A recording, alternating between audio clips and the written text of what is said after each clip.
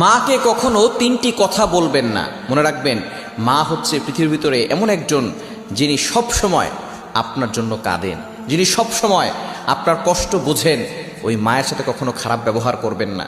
মা সবচেয়ে বেশি কষ্ট সহ্য করেছেন।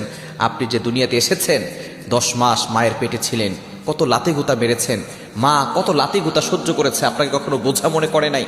প্রসব ব্যথা যখন হয়, একটা মানুষ সর্বোচ্চ 45 ইউনিট ব্যথা সহ্য করতে পারে, কিন্তু একজন মা 57 ইউনিট ব্যথা সহ্য করে। কেন ইমাজিদের আপনি কল্পনা করতে পারছেন কতটা ব্যথা সহ্য করে, প্রসব ব্যথা সহ্য করে তারপর আপনাকে দুনিয়াতে এনেছেন। ওই মায়ের উসিলে আপনি দুনিয়াতে এসেছেন। সুতরাং মায়ের সাথে খারাপ ব্যবহার করবেন না। আল্লাহ নিজে বলে দিয়েছেন, ওয়াবিল ওয়ালিদাইনি ইহসানা, good behaviour with parents, good dealings with parents, পিতামাতার সাথে ভালো ব্যবহার করো। মাকে কখনো তিনটি কথা বলবেন না। নাম্বার 1, 1 নাম্বার হচ্ছে, মা যদি কোনো কিছু বলে আপনি বলবেন না তুমি কিছুই জানো না। যেই মা আপনাকে